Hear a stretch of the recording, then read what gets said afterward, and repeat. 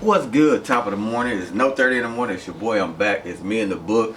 I didn't get a chance to do stuff yesterday. I was busy. So dig this. So now, the book of Habakkuk in 2 and 2, chapter 2, verse 2. So we know what we're talking about. We want to be there. It says, write the vision down and make it plain. So I got my goals wrote down. I got a vision board right here. And I can see things starting to come to fruition, which means coming to pass, coming into existence. The thing is, I get nervous at times about the visions that I want to accomplish, the things I want to see that's successful for me and for those in me and around my life. Because like I told y'all before, it's a saying that people say, it's a cliche. It says, game is to be sold, not told. Well, let me give you an understanding on something real quick. That's true to a certain point. This is just how my understanding is.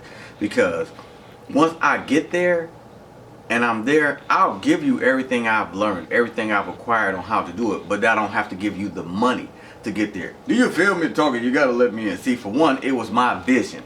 So that means I had to put in my blood, my sweat, my tears, my time, my effort, and my growth and my understanding to get to where I'm at, to get to the place that I wanted to be. So that means I had to put in some work. So once I wrote the vision down, I had to go back and revisit the vision on a perpetual basis. Don't write your stuff down and go back a year later, because I've done that before. I'm telling you what I know of, done it. It ain't gonna work for you. When you write it down once a month, go back and look at what you wrote, and then ask yourself, how far have I come? Y'all wasn't ready. Y'all wasn't ready. When you ask yourself how far have you come, you start to realize, am I even going towards my vision, or am I going towards somebody else's? Let that sink in. I mean, real life. Think about this and let that sink in. You can talk about your vision so much to someone else that they start to take your vision and make it theirs. And all of a sudden you come to realize that you're not working towards your goals, you're working towards theirs. So when they start to accomplish things that you've already worked towards, that you believed in, and the thing is, you'll sit back and realize they're doing what you purposed to do, and they're accomplishing it, yet because you helped them succeed in your vision. So when he said write the vision down and make it plain, first and foremost, if you're the one writing the vision down, you're making it plain for yourself. You take it, you give it up in prayer, you let God take control, and then you start following your vision. And I had to tell y'all something, it's true.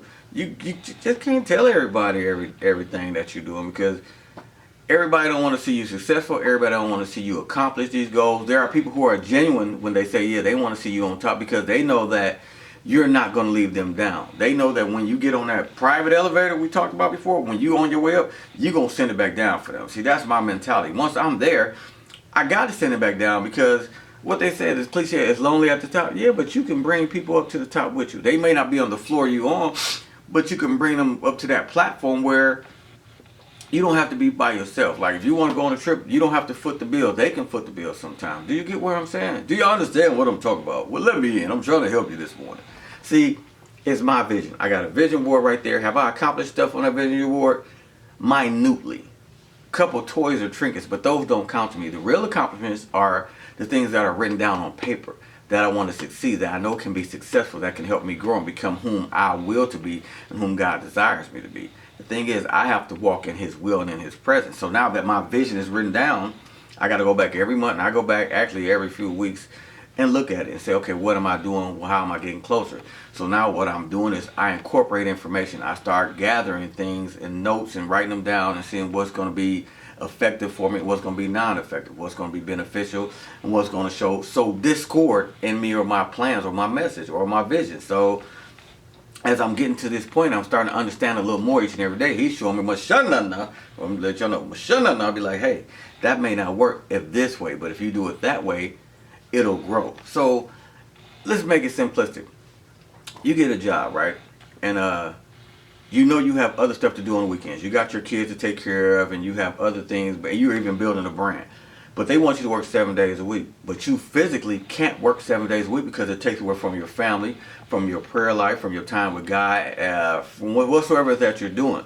And you're building a brand. It takes from you building your brand. So you have to question yourself.